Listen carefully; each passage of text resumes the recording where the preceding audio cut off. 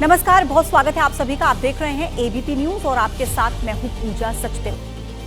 नमस्कार, मैं हूं स्नेहलता शुक्ला और चलिए अब तीव्र गति से खबरों की शुरुआत करते हैं और सबसे पहले देश की बड़ी खबरें आपके सामने।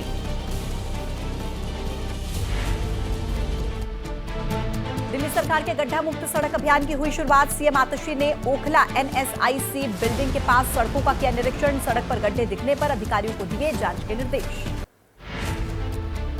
दिल्ली के कैबिनेट मंत्री सौरभ भारद्वाज ने पूर्वी दिल्ली के पड़पड़गंज इलाके में खराब सड़कों का निरीक्षण किया। स्थानीय विधायक पूर्व डिप्टी सीएम मनीष सिसोदिया साथ में मौजूद रहे। खराब सड़कों को जल्द ठीक कराने का आश्वासन दिया। दिल्ली में लॉ एंड ऑर्डर को लेकर पोस्टर वॉर। बढ़ते अपराध को लेकर बीजेपी को बनाया पोस्टर में निशाना। पोस्टर्स में लिखा, बीजेपी ने दिल्ली को बनाया गैंगस्टर्स की राजधानी। जम्मू के राजौरी में सुरक्षा बलों आतंकियों के बीच मुठभेड़ जारी है। कठुआ में सर्च ऑपरेशन भी जारी है। एक आतंकी मार गिराया गया, हेड कांस्टेबल शहीद। एक डिप्टी एसपी समेत 2 पुलिसकर्मी घायल। आतंकियों की तलाश में जम्मू कश्मीर में अलग अलग जगहों पर चलाया जा रहा है सर्च ऑपरेशन। राजौरी के थाना मंडी इलाके में जंगलों में सुरक्षा बलों का तलाशी अभियान जारी। आतंकियों से मुठभेड़ में शहीद हुए हेड कांस्टेबल बशीर अहमद शहादत पर श्रद्धांजलि दी गई। कठुआ जिले के कोगगांव में मुठभेड़ के दौरान हुई थी शहादत। जम्मू कश्मीर के कठुआ में मुठभेड़ वाली जगह का ड्रोन फुटेज आया सामने। आसमान से ली गई तस्वीर में नजर आया आतंकी का शव। सुरक्षा बलों के साथ मुठभेड़ में मारा गया आतंकी। एयर मार्शल अमरप्रीत सिंह आज संभालेंगे भारतीय वायुसेना के प्रमुख का पद। एयर चीफ मार्शल विवेक राम चौधरी की जगह वो मौजूद रहेंगे। एयर चीफ मार्शल विवेक राम चौधरी आज रिटायर हो रहे हैं। तिरुपति लड्डू प्रसाद मामले पर दाखिल याचिकाओं पर सुप्रीम कोर्ट आज करने वाला है सुनवाई। सुप्रीम कोर्ट की निगरानी में एसआईटी बनाकर जांच कराए जाने की मांग। आतिशी और केजरीवाल के खिलाफ मानहानि मामले में सुप्रीम कोर्ट में आज सुनवाई होनी है। बीजेपी नेता ने मानहानि का केस किया है। अग्रवाल समाज के वोटर्स का नाम वोटिंग लिस्ट से काटने के आरोप से जुड़ा ये मामला है। पूर्व सांसद मेनका गांधी की याचिका को आज सुनेगा सुप्रीम कोर्ट। विजयी उम्मीदवार भुआल निषाद के निर्वाचन को दी थी चुनौती। चुनावी हलफनामे में सभी मुकदमों की जानकारी न देने का आरोप लगाया। समय से फीस न दे पाने के चलते आईआईटी में एडमिशन से दूर रह गए छात्र की याचिका पर सुप्रीम कोर्ट आज सुनवाई करेगा। कोर्ट ने मामले में आईआईटी को नोटिस जारी कर जवाब मांगा है। दिल्ली में डॉक्टर राजेंद्र भाटी को आत्महत्या के लिए उकसाने का यह मामला। आम आदमी पार्टी विधायक प्रकाश जारवाल मामले में आज राउस एवेन्यू कोर्ट में सुनवाई होगी। राजेंद्र भाटी ने 18 अप्रैल 2020 को अपने घर में लगा ली थी फांसी। फिल्म अभिनेत्री और सांसद कंगना रनौत की फिल्म इमरजेंसी पर विवाद से जुड़ा मामला आज बॉम्बे हाईकोर्ट में फिर से सुनवाई होगी। मथुरा श्री कृष्ण जन्मभूमि और शाही ईदगाह विवाद का मामला इलाहाबाद हाईकोर्ट में आज होगी अहम सुनवाई। हिंदू पक्ष की तरफ से संशोधित अर्जी कोर्ट में दाखिल की जाएगी।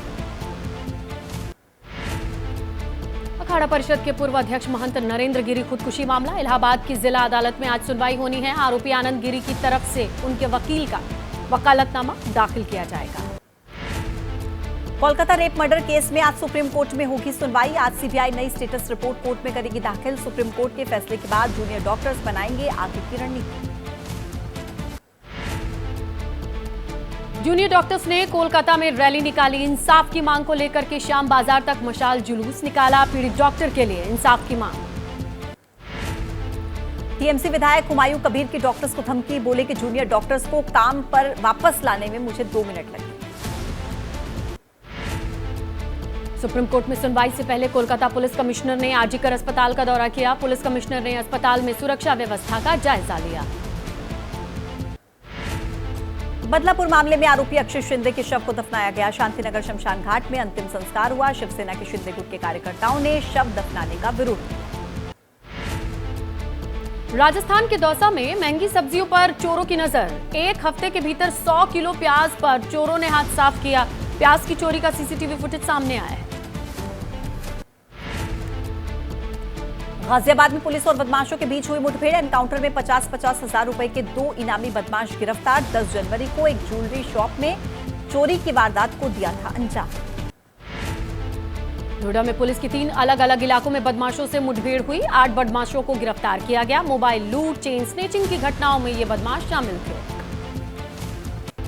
मुंबई में कोचिंग सेंटर संचालकों के खिलाफ एफआईआर। नाबालिग लड़की के यौन उत्पीड़न का मामला। पीड़ित लड़की का आरोप, संचालकों ने उसे कोचिंग सेंटर में जल्दी आने और देर तक रुकने के लिए मजबूर किया।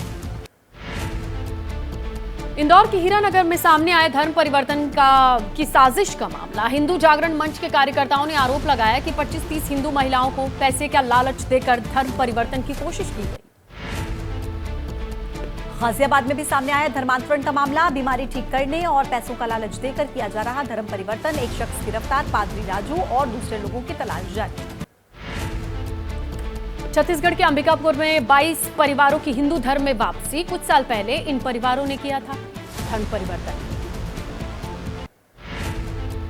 गाजियाबाद के थाना लोनी में बच्ची के अपहरण का सीसीटीवी फुटेज वायरल। बच्ची के मामा पर अपहरण करने का आरोप। मां की मौत के बाद अपने पिता के साथ रह रही थी बच्ची। पारिवारिक विवाद की आशंका। पुणे में शीशा फैक्ट्री में बड़ा हादसा। ट्रक से बॉक्स उतारते समय नीचे दबे 6 मजदूर। 4 लोगों की मौत, 2 की हालत गंभीर। शीशे से भरे बॉक्स उतारने के दौरान यह हादसा हुआ। बहराइच में किसान पर हमला करने वाला तेंदुआ पिंजरे में कैद हुआ। वन विभाग ने आदमखोर तेंदुए को पकड़ा। ग्रामीणों को तेंदुए के खौफ से मिली निजात। कल बहराइच में तेंदुए के हमले में हुई थी किसान की मौत। खेत पर काम कर रहे किसान पर तेंदुए ने हमला किया था। ग्रामीणों ने वन विभाग पर लापरवाही का आरोप भी लगाया था। यूपी के रामपुर में पकड़ा गया तेंदुआ। वन विभाग की टीम ने तेंदुए को पिंजरे में कैद किया। पिछले काफी समय से इलाके में नजर आ रहा था तेंदुआ। लोगों में थी दहशत। छत्तीसगढ़ के कांकेर में विधायक के काफिले के सामने भालू आ गया। अपने विधानसभा क्षेत्र के दौरे पर निकली थी विधायक सावित्री। नारागांव पहुंचते ही विधायक की गाड़ी के सामने आ गया भालू। हल्द्वानी में लालकुआ के पास हाईवे पर आया हाथियों का झुंड। हाथियों को देखकर काफी देर तक राहगीर रुके रहे। गजराज के मौके से चले जाने के बाद ही लोग वहां से रवाना हुए। ग्रेटर नोएडा में मोमोज खाने से कई लोग बीमार हुए हैं। फूड पॉइजनिंग की शिकायत पर कुछ लोगों को अस्पताल भर्ती कराया गया है। ग्रेटर नोएडा के ओमिक्रॉन सेक्टर की यह घटना है। दिल्ली के प्रगति मैदान में ज्वेलरी और जेम फेयर का आयोजन। प्रदर्शनी में लगे 1.5 लाख से ज्यादा सोने, चांदी और हीरे के गहनों के डिजाइन। 650 से ज्यादा एग्जीबिटर्स और 700 ब्रांड फेयर में शामिल। बड़ी खबर मिल रही है, आपको बताते चले। मुंबई के धारावी में मस्जिद विवाद पर अपडेट आया है। अपडेट यह है कि मस्जिद का अवैध हिस्सा तोड़ने का काम शुरू हुआ है। मस्जिद कमेटी ही तोड़ रही है अवैध निर्माण। महबूब ए सुभानिया मस्जिद पर विवाद हुआ था। आपको बताएं, लंबे वक्त से धारावी डेवलपमेंट प्रोजेक्ट के मद्देनजर इसके ऊंचाई वाले फ्लोर्स को तोड़ने का प्रस्ताव था, लेकिन इसे लेकर के बार बार विरोध होता रहा। जैसे ही टीम पहुंचती, यहां पर धारावी के तमाम लोग हजारों की संख्या में आते और विरोध करते। लेकिन इस पे सबसे बड़ा और ताजा अपडेट यह है कि मस्जिद कमेटी के लोगों ने ही इस अवैध हिस्से को तोड़ने का काम शुरू कर दिया है। धारावी के इस मस्जिद को लेकर के लंबा लगभग हर साल तस्वीर आती है किस तरीके से टीम पहुंचती है और उनका विरोध होता है। लेकिन यहां पर धारावी में मस्जिद विवाद पर ताजा अपडेट यह है कि कमेटी ने ही अवैध हिस्से को तोड़ने का काम शुरू कर दिया है। मुंबई में बीते शुक्रवार को धारावी की मस्जिद को लेकर विवाद हो गया था। सुभानिया इस मस्जिद का नाम है और बीएमसी की टीम यहां पर इलीगल हिस्से को तोड़ने पहुंची थी, जिसको लेकर लोगों की तरफ से हंगामा किया गया था। अब फिलहाल मस्जिद कमेटी की तरफ से खुद इस मस्जिद के हिस्से को तोड़ने की जो है शुरुआत कर दी गई है। जो इलीगल हिस्सा है उसका जो तोड़क कार्रवाई है वो खुद मस्जिद कमेटी की तरफ से शुरू की गई, जिसकी तस्वीर आप देख रहे हैं।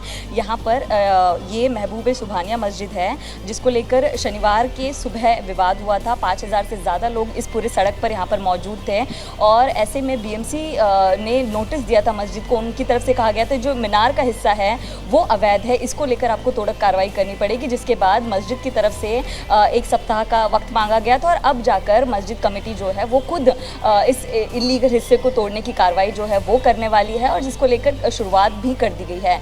मस्जिद कमेटी जो है वो कोर्ट भी जाएगी ताकि आगे की कार्रवाई ना हो। और ऐसे में जिस दिन ये पूरा विवाद हुआ था उस दिन सरकारी संपत्ति को भी नुकसान पहुंचाया गया था, जिसको लेकर 3 लोगों को हिरासत में भी लिया गया। उसके बाद उनको गिरफ्तार किया गया और धारावी की मस्जिद के बाहर जिस तरह का हंगामा हुआ उसको देखते हुए पुलिस सुरक्षा जो है वो भी काफ़ी ज़्यादा पुख्ता की गई थी। जो फिलहाल आप तस्वीर देख रहे हैं तो आप देख सकते हैं कि यहाँ पर मस्जिद का जो ऊपर का हिस्सा है उसको अवैध बताया गया था और उस हिस्से को तोड़ने के लिए बीएमसी की जो टीम है वो शनिवार को सुबह पहुंची थी। लेकिन एक मैसेज वायरल किया गया, उसमें ये कहा गया कि तमाम लोगों को, तमाम समाज को वहाँ पर पहुँचना है ताकि इस अवैध कार्रवाई को रोका जाए। लेकिन बीएमसी की जो टीम है वो जब पहुंची तो सड़क रोक दी गई। आपको हम तस्वीर टॉप एंगल से दिखाने की कोशिश कर रहे हैं कि जो छोटी छोटी गलियां हैं वहाँ पर लोग मौजूद थे। जो नीचे सड़क है जिसको 90 फीट रोड कहा जाता है, वहाँ पर जो है तमाम जो विशेष समाज के लोग हैं वो इकट्ठा हो गए थे और उन्होंने इस पूरी कार्रवाई पर रोक लगा दी थी और सरकारी संपत्ति को भी नुकसान पहुंचाया गया था। लेकिन अब जो है खुद मस्जिद कमेटी ने, आप देख सकते हैं कि हरे रंग के पर्दे से घेराव किया है और जो ऊपर का हिस्सा है उसको तोड़ने की कार्रवाई जो है वो कमेटी की तरफ से की जाएगी। कमेटी कोर्ट भी जाएगी, लेकिन फिलहाल 1 हफ्ते का जो वक्त है वो मांगा गया था और उसके बाद कहा गया था कि खुद हम इस इलीगल हिस्से को हटाएंगे, जिसकी शुरुआत यहाँ पर होते हुए दिखाई दे रही है। कैमरा पर्सन हासिफ खान के साथ मैं नम्रता दुबे, एबीपी न्यूज़ मुंबई। तो बीएमसी और धारावी के लोगों के बीच ये लंबे वक्त से चली आ रही जो टसल, जो तस्वीरें थी, हो सकता है इसके बाद थम जाए। बिहार के सुपौल में बाढ़ से बुरे हालात। एक पुल पर बाढ़ पीड़ितों ने बनाया बसेरा। बिहार सरकार पर अनदेखी का आरोप लगाया, बोले कि हमें भगवान भरोसे छोड़ दिया गया है। बिहार के सुपौल में कोसी नदी के जलस्तर में बढ़ोतरी है। सुपौल जिले के कई इलाकों में बाढ़ जैसे हालात। बाढ़ के कारण आम जनजीवन अस्त व्यस्त। बिहार के सीतामढ़ी में बागमती नदी का तटबंध टूटने से इलाके के कई गांवों में बाढ़ की स्थिति। हालात का जायजा लेने पहुंचे डीएम और एसपी। राहत बचाव काम में तेजी लाने के निर्देश दिए। मोतिहारी में भारत नेपाल बॉर्डर से लगे कई गांव में बाढ़ का खतरा है। भारी बारिश की वजह से उफान पर बरसात की नदियां हैं। सड़क के ऊपर 3 से 4 फीट तक पानी बह रहा है। नेपाल में हो रही बारिश का असर। मधुबनी में कोसी नदी का जलस्तर बढ़ा। नेपाल में भारी बारिश की वजह से उफान पर कोसी नदी के तटीय इलाकों में बाढ़। सैकड़ों परिवार घर छोड़कर ऊंचे स्थानों पर शिफ्ट हुए।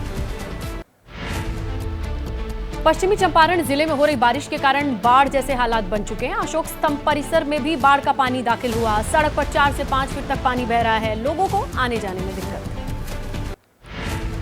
दरभंगा में कोसी नदी में पानी बढ़ जाने की वजह से तटबंध में कटाव। प्रशासन ने शुरू की तटबंध की मरम्मत। आसपास बसे गांव के लोगों में दहशत का माहौल। बिहार में बाढ़ की स्थिति को लेकर के गृह राज्य मंत्री नित्यानंद राय ने मीटिंग की। एनडीआरएफ अधिकारियों के साथ ये बैठक हुई। गृह राज्य मंत्री ने कहा कि बिहार में बाढ़ की स्थिति गंभीर है।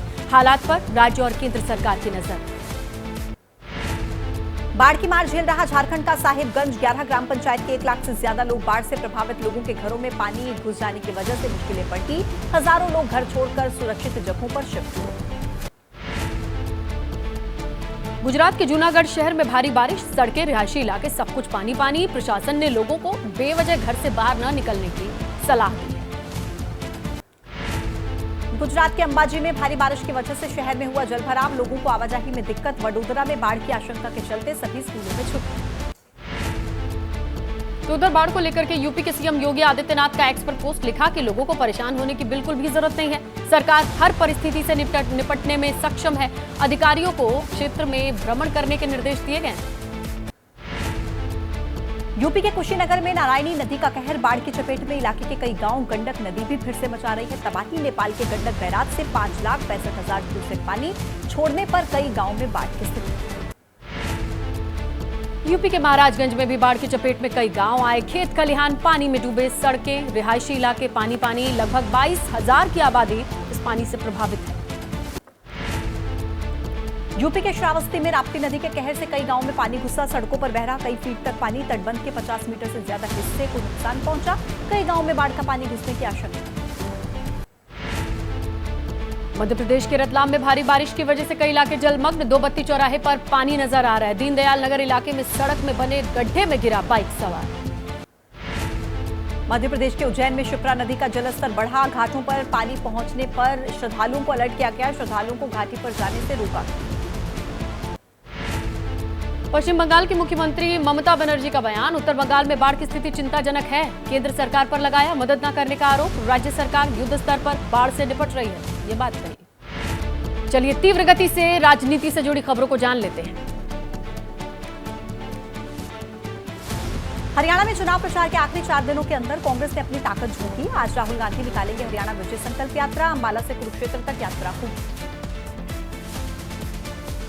कांग्रेस नेता सैलजा ने हरियाणा के लिए पार्टी के घोषणा पत्र पर कहा, हमारे वादे हमेशा सच्चे होते हैं। कांग्रेस को मिल रहा है जनता का भरपूर समर्थन। इस बार बनेगी कांग्रेस की सरकार। चुनाव प्रचार करने के लिए अंबाला पहुंची कांग्रेस सांसद कुमारी सैलजा ने कहा, हरियाणा में कांग्रेस की वापसी होगी। सीएम का चेहरा चुनाव के बाद पार्टी हाईकमान से तय होगा। एबीपी न्यूज से बोले हरियाणा के पूर्व सीएम भूपेंद्र हुड्डा, पार्टी में कोई मतभेद नहीं है। पूर्ण बहुमत वाली हरियाणा में कांग्रेस की सरकार बन रही है। सीएम पर हाईकमान ही फैसला लेगा। करनाल में मुख्यमंत्री नायब सिंह सैनी ने कांग्रेस के नेता राहुल गांधी पर हमला बोला। कहा, हार के डर से प्रचार में उतरे नहीं है राहुल गांधी। हरियाणा पर्यटन स्थल है, उनको यहां पर आना चाहिए।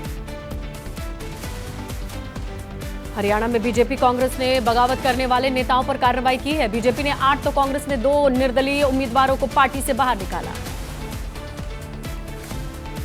फरीदाबाद के बड़खल विधानसभा में कांग्रेस के प्रत्याशी विजय प्रताप का मंच गिरा। माला पहनाते समय मंच गिरा। मंच पर थी समर्थकों की भीड़।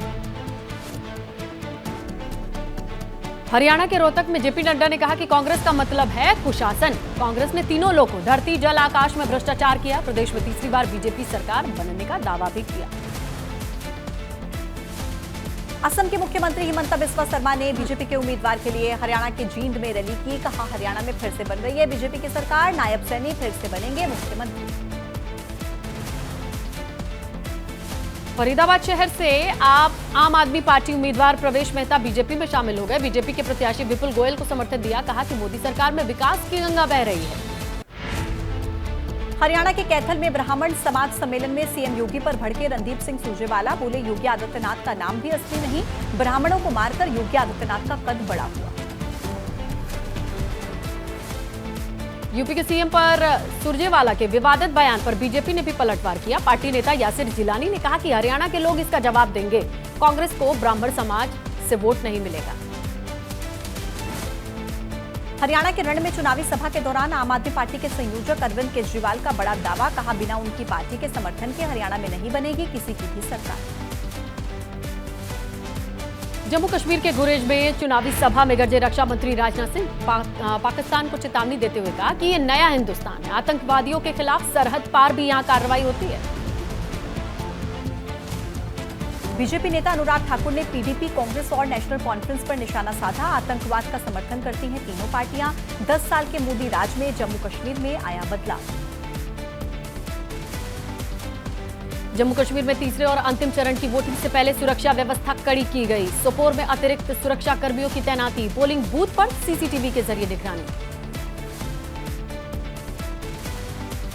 जम्मू कश्मीर के कुपवाड़ा में अवामी इत्तेहाद पार्टी के चीफ इंजीनियर रशीद की गाड़ी पर हुआ हमला। गाड़ी पर खड़े होकर प्रचार कर रहे थे। हमले में टूट गए गाड़ी के शीशे।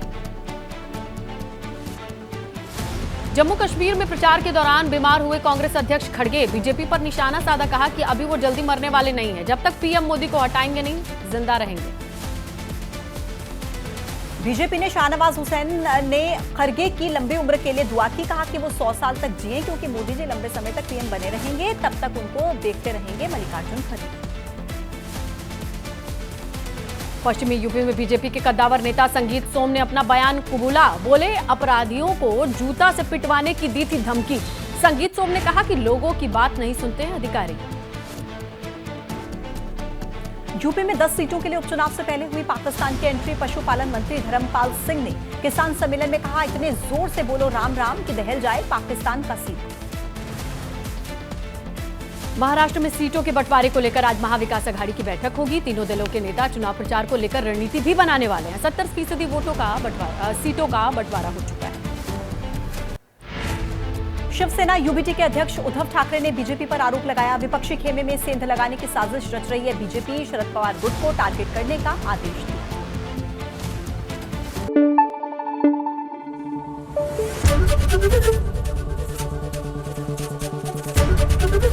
एबीपी न्यूज आपको रखे आगे।